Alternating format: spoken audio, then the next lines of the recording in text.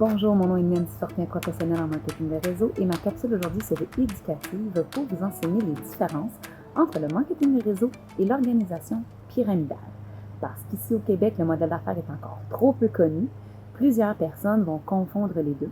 Donc, en 8 points faciles, je vais essayer de vous expliquer la différence entre le marketing de réseau et la pyramide. Donc, premier point. Super important. Le marketing de réseau, comme je vous mentionnais dans la première capsule, c'est un mode de distribution d'un produit ou d'un service, tout simplement. Donc, tout le système sera basé sur la vente de ce produit ou de ce service.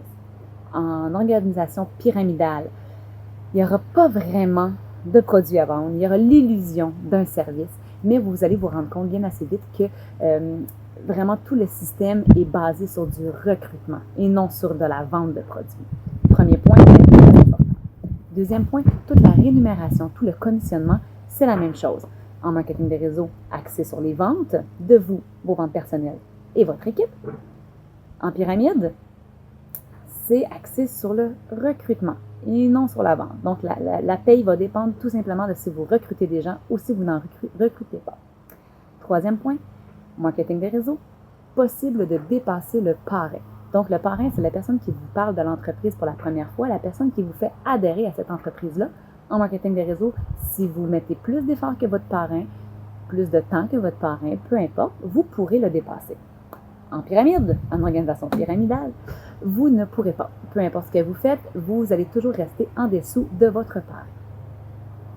Quatrième point, très important, en marketing de réseau, il n'y a pas d'échange d'argent entre les membres.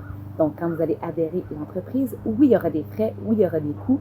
Ce sont vos outils de travail que vous devrez vous procurer. C'est tout à fait normal. Vous êtes un homme ou une femme d'affaires, vous vous lancez en affaires, vous êtes un entrepreneur sérieux, donc il y aura des frais rattachés à ça. Par contre, en organisation pyramidale, il y a échange entre les membres.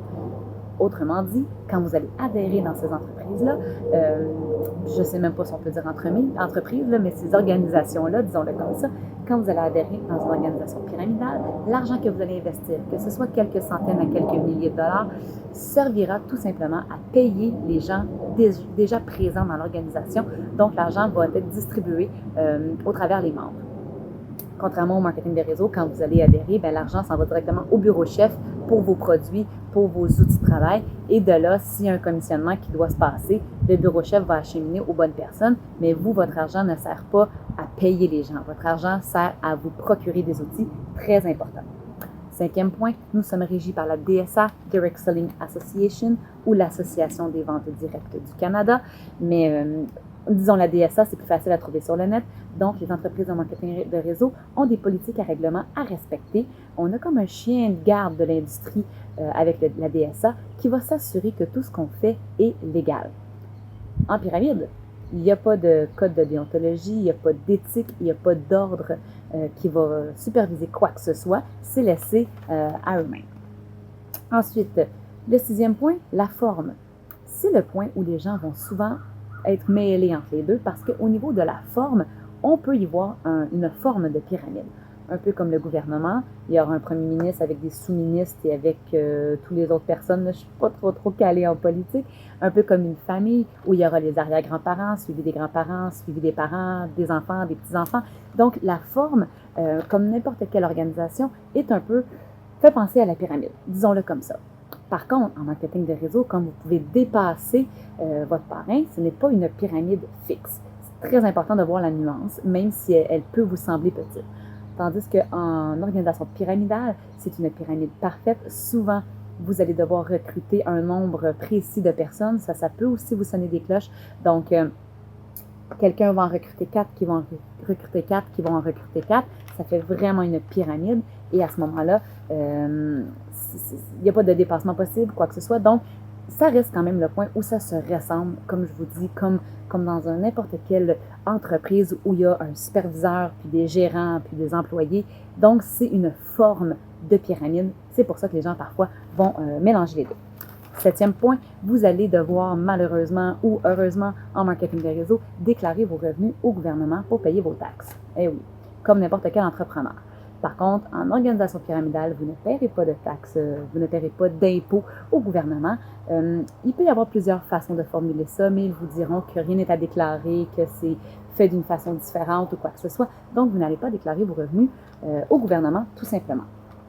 8e point, je vous en ai un peu parlé au travers des autres points, mais je tenais à le spécifier quand même. En marketing de réseau, l'argent part toujours du haut vers le bas. Donc, un client va acheter un produit dans votre entreprise. L'argent du produit s'en va normalement au bureau chef et de là, les commissionnements vont descendre du haut vers le bas. Dans l'organisation pyramidale, c'est la différence. La différence est que l'argent que vous allez payer pour embarquer ou la personne qui embarque, l'argent qu'elle va vous donner, va servir à payer les gens au-dessus.